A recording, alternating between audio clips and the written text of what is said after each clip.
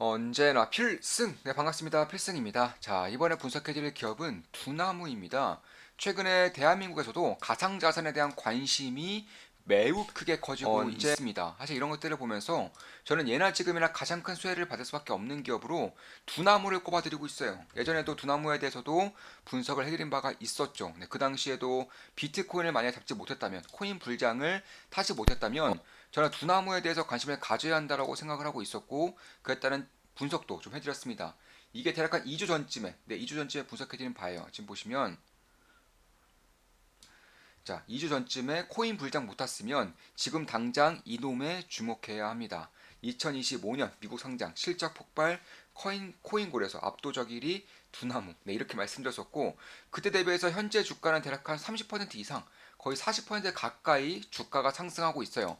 그럼 제가 최근에 2주 전에 분석해드렸을 때 비교했을 때 두나무의 주가가 30% 이상 올랐다고 해서 지금은 관심권에서 철회해야 되느냐, 관심을 갖지 말아야 되냐 한다면 저는 아니라고 보고 있습니다. 일단 첫 번째 이유로서는 대한민국의 투자 문화가 급격하게 바뀌고 있어요. 그전에는 부동산에서 이제는 주식으로 바뀌었었고요. 주식에서 이제는 코인으로, 미국 주식과 그리고 코인으로 바뀌었는데, 최근에 흘러가는 것들을 보니까 미국 주식 이상으로 코인에 대한 관심이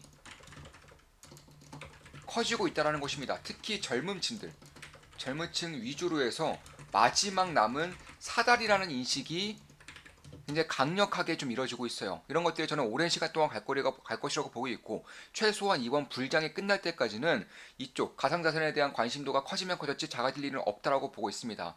특히 어제 같은 경우는 굉장히 좀 네, 굉장히 이슈가 있었죠. 그 당시 이슈로 인해서 업비트에서 거래량만 최소 20조 이상, 한 40조 정도가 거래가 터진 것으로 알려지고 있어요. 40조 거래라는 것은 코스피가 거의 일주일 동안 거래량과 비교했을 때 비슷한 수준으로서 말도 안 되는 거래량이 터진 거예요. 이에 따라서 현재 두나무의 시가총액은 약 6.9조 원 정도 됩니다. 6.9조 정도 되는데 저는 최소 올해 실적으로 2조 정도 보고 있고요. 내년 실적은 3조 정도를 보고 있는데 PR로 비교했을 때도 이 정도밖에 안 돼요. 한 2에서 3 내외로 PR이 형성되어 있기 때문에 여기서 만약에 우리가 지금 지켜보고 있는 중 하나가 바로 미국 증시 상장입니다.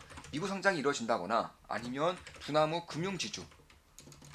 지주로 인한 그런 뭐 메리츠 금융지주처럼 이런 식의 금융 지주에 대한 그런 컨펌에 서게 될 경우에는 밸류에이션 리레이팅이 굉장히 크게 발생할 수 있다는 거예요. 사실 그런 것들을 제외하고서라도 비상장 기업이기 때문에 이 정도의 밸류에이션을 받는 것이고, 한국 증시에 상장만 되어 있더라도 이것보다는 훨씬 더 큰 시가총액을 가지고 있을 것이라고 저는 생각을 하고 있습니다. 따라서 저 역시나 두나무를 투자하고 있고요. 당연히 우리 멤버분들께 실시간으로 말씀드리면서 두나무를 투자를 했죠. 지금 보시면 약 41.67%의 수익률을 내고 있습니다. 한 41.60%의 수익률을 내고 있고요. 그리고 비상장 주식 중에서는 딱 두나무 하나만 현재 투자를 진행하고 있는 거예요.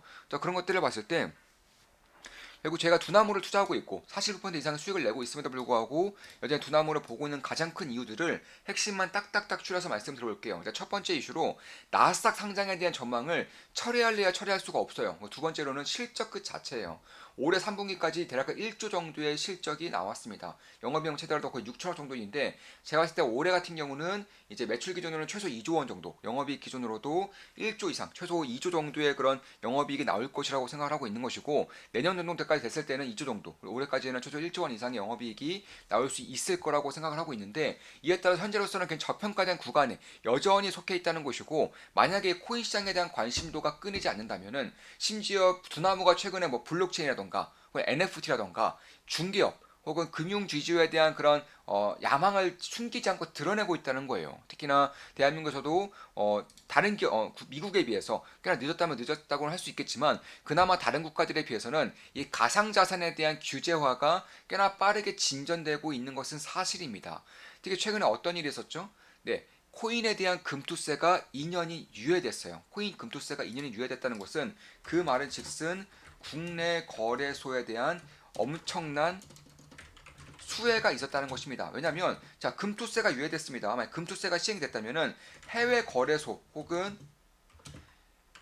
개인 지갑으로 코인의 러시가 있었을 거예요. 왜냐하면 국내 거래소 가지고 있으면은 세금 뜯기니까. 네, 그만큼 국가의 정부의 그런 전산망이 올라가게 될 경우에는 이게 매도할 경우 세금이 뜯기기 때문에 아마 해외 거래소라던가 개인 지갑으로 코인의 러시가 이루어졌을 것인데 이게 2년간 유예됐다는 것이고 이전 유예는 사실상 그 이후에는 뭐 선거 국면이기 때문에 폐지와 다름없는 수순으로 저는 갈 것이라고 보고 있는 것입니다.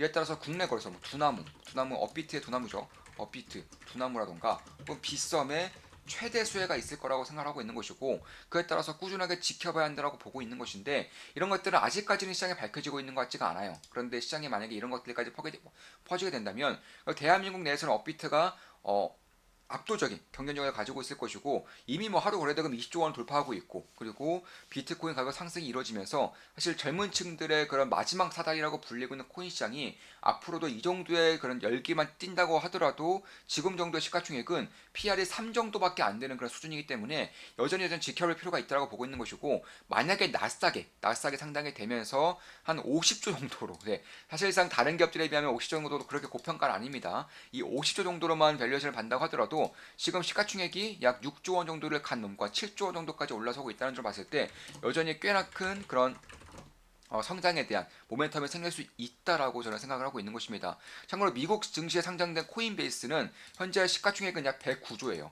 약 110조 정도 되는 것이고 업비트와 별반 다를 게 없습니다. 실적 부분에서 업비트와 크게 차이가 나지 않는 부분이 있기 때문에 결국 미국 증시 상장되고 비슷한 그런 밸류에이션을 받는다고 한다면 말 그대로 수십 배 정도, 10버거 이상의 주가 상승이 있을 것이고 한국 기업이라는 점에서 한 절반 정도만 밸류에이션을 받는다고 하더라도 꽤나 큰 폭의 성장성을 보일 수 있는 만큼 여전히 저는 관심을 가지고 지켜볼 필요가 있다라고 보고 있어요.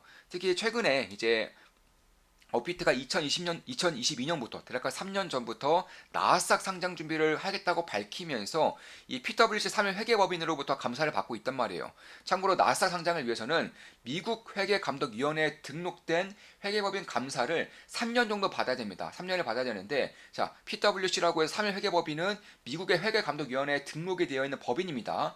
이 3일 회계법인으로부터 22년도 이 3년도, 이 4년도, 그리고 올해까지 하면 이 4년이죠. 3개년 정도의 그런 회계법인을 감사를 받는다면 내년부터는 나스 상장에 대한 절차가 마무리된다라고 봐도 무방할 정도라는 점에서 저는 꽤나 이쪽에 대한 관심도를 가져야 한다는 것이고 특히나 쿠팡이라던가 네이버 웹툰이 이미 미국 증시에 상장돼 있죠. 쿠팡과 네이버 웹툰을 상장시킨 회계법인이 3일 회계법인입니다. 지금 두나무의 회계방사를 갖고 있는 3일 회계법인이 네이버 웹툰과 쿠팡도 미국 증시, 나스닥 증시에 상장을 시킨 거예요. 그래서 그런 것들을 봤을 때에도 저는 꽤나 주목할 만한 부분들이 있다는 것이고 특히 이제 미국에서의 그런 상장 같은 경우는 세금 이슈를 떼놓으려 할 수가 없어요. 왜냐하면 국내 기업이 미국 증시 상장될 경우에는 대주주 같은 경우는 20% 이상의 양도세를 뜯기기 때문에 그런 것입니다.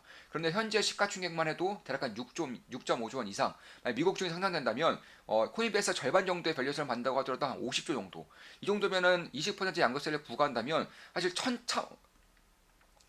굉장히 커다란 그러니까 그 대조주 입장에서는 말도 안 되는 수준의 양도세 부담이 있을 수밖에 없기 때문에 이런 것들을 감면시키기 위해서는 미국인으로서의 역할을 해야 한다는 것인데 결국 뭐 성취형 장도 마찬가지고 이 두나무의 회장과 부회장이 미국에 산 지가 거의 3년 정도 가까이 되고 있어요. 참고로 3년 정도 미국에 사면은 미국인이 될 수 있는 그런 자격이 없기 때문에 만약에 미국인으로서 미국 기업을 그러니까 미국인으로서 한국 기업과 미국 기업의 그런 지분을 바꾸는 식으로 플립 형식으로 미국 나스닥 증시에 상장되게 될 경우에는 양도세를 내지 않아도 되게 되는 겁니다. 그래서 2021년부터 김영란 부회장과 성취형 회장이 미국에 가 있는 것은 결국 양도세를 내지 않기 위해서 미국인 자격을 얻기 위해서 그런 것이 아니냐는 합리적인 의구심이 계속 들고 있는 것이고 3일계 법인도 딱 시기에 맞게 22년도부터 회계감사를 하고 있다는 점 3일계 법인이 대한민국의 쿠팡과 네이버 웹툰을 나스닥에 상장시킨 대표적인 회계법인이라는 점 이런 것들을 봤을 때에도 나스닥에 대한 상장 가능성은 꽤나 높아지고 있는 것은 맞고요. 특히 현금사 자산도 1조 원 이상 그리고 건물까지 하면은 4조 이상 여기 비트코인이 2조 정도이기 때문에 사실 가지고 있는 그런 자산 가치만 하더라도 최소 5조 원 정도가 된다는 만큼 현재 시가총액이 7조 원 대비했을 때 자산이 5조 원 정도 여기서 실적이 2조 이상이 나올 것이고 뿐만 아니라 이제 나스닥에 상장된다면 PR이 25 정도만 받더라도 50조 정도 코인베이스 50 정도 받는다면 100조 정도까지 상장을 시킬 수 있다는 만큼 그런 부분을 봤을 때 꽤나 좀 주목할 만한 부분들은 분명히 있다라고 보고 있는 거예요. 특히 두나무는 예전부터 은행업이라던가 증권업, 금융지주사를 설립함으로써 메리츠 금융지주처럼 보험, 증권, 은행 이런 것들을 다 같이 하고 싶다는 포부를 꾸준하게 밝히고 있어요. 이미 뭐 돈을 워낙에 잘 벌고 있기 때문에 사실 마음만 먹으면 가능해진다는 것이고 만약에 나스닥 상장시키면 최소한 10조 정도, 5조에서 10조 정도가 업비트의 현금으로 또 또 바로 꽂히기 때문에 한 5조에서 10조만 번다고 하더라도 우리나라에선 증권이라던가 혹은 은행, 금융에 대한 지주사를 차릴 수 있을 정도의 돈이 충분히 마련된다는 점에서도 저는 이쪽에 대한 밸류에이션 리레이팅 가능성, 두나무가 정식적으로 대한민국의 은행업 혹은 금융업에 진출할 수 있는 발판이 마련된다는 점에서 저는 꾸준하게 관심을 가질 필요가 있다는 것입니다. 결국에는 시장 점유율, 기술력, 브랜드 인지도, 제목연성 뭐 하나 빼놓는 게 없어요. 특히 기술력 같은 경우도 해외 거래소 뭐 대부분 한 번씩은 다 당했던 해킹 사건도 단 한 번도 없죠. 어피트는 단 한 번도 해킹을 받은 적이 없습니다. 해킹을 당한 적이 없어요. 그 정도로 기술력 역시나 혹은 UI, UX 역시나 굉장히 뛰어난 그런 거래소로 불리고 있기 때문에 그런 것들을 봤을 때 특히 이제 가면 갈수록 가상자산 시장에 기관들의 편입이 꾸준하게 유입되고 있고 기관 투자자들의 자금이 유입되고 있는 만큼 이쪽에 대한 시장이 커지면 커질수록 압도적인 경쟁력을 보유하고 있는 업비트, 두나무 같은 경우도 굉장히 큰 수혜를 받을 수밖에 없다라고 보고 있는 것입니다. 뭐 미국에 상장이 된다면 미국으로의 진출 혹은 아시아 시장의 진출도 꾸준하게 말을 하고 있고 블록체인 기술이라던가 NFT, STO 이쪽으로의 시장 진출을 꾸준하게 하겠다 밝히고 있고 그래서 압도적으로 벌리고 있는 이 돈들을 결국 금융이라던가 혹은 블록체인이라던가 STO로 쓰겠다고 포부를 밝히고 있고 이런 것들에 진출하기 위해서는 압도적인 돈이 필요한데 이 돈을 상장을 통해서 한꺼번에 마련할 수 있기 때문에 그런 것들에 대한 기대감이 점진적으로 낄 수밖에 없지 않는가 개인적으로는 그렇게 보고 있는 것입니다. 그래서 저 역시나 현재로서는 약 40% 이상의 수익을 내고 있음에도 불구하고 추가 매수의 기회를 여전히 보고 있다라는 것입니다. 그래서 그런 것들을 봤을 때에도 여전히 저는 두나무에 대한 관심을 가져야 한다고 보고 있는 것이고 이번 코인 불장에 못 샀으면은 여전히 저는 두나무에 대한 관심 혹은 하다못해 빗썸에 대한 관심이라도 가질 필요가 있다라고 보고 있는 겁니다. 물론 제 모든 매수매도 내역은 실시간으로 우리 멤버분들께 말씀드리면서 투자를 진행하고 있죠. 두나무 같은 경우도 대략 한 11월 12일쯤에 매수했을 때 매수하면서 우리 멤버분들께 공지를 해드렸고요. 당연히 멤버분들도 그 당시에 투자를 하셨다면은 40% 이상의 수익을 내고 계실 겁니다. 주식 투자를 제대로 배우고 싶고 올바른 길로 나아가고 싶으신 분들은 좋은 마켓 붐더하기 혹은 필리스사 멤버로 오시면 되겠습니다. 제 모든 영상은 매수매도 추천 리딩은 아닙니다. 참고하시면 되겠습니다. 저 역시는 40% 이상의 투자를 수익을 내고 있고 추가 매수를 염두에 두고 있는 만큼 매수매도 추천 리딩은 아니에요. 자, 지금까지 두나무에 대한 분석이었고 가상자산 시장에 대한 분석도 함께 해드렸습니다. 앞으로도 좋은 분석, 좋은 개분석으로 찾아뵙겠습니다. 필승이었습니다. 필승!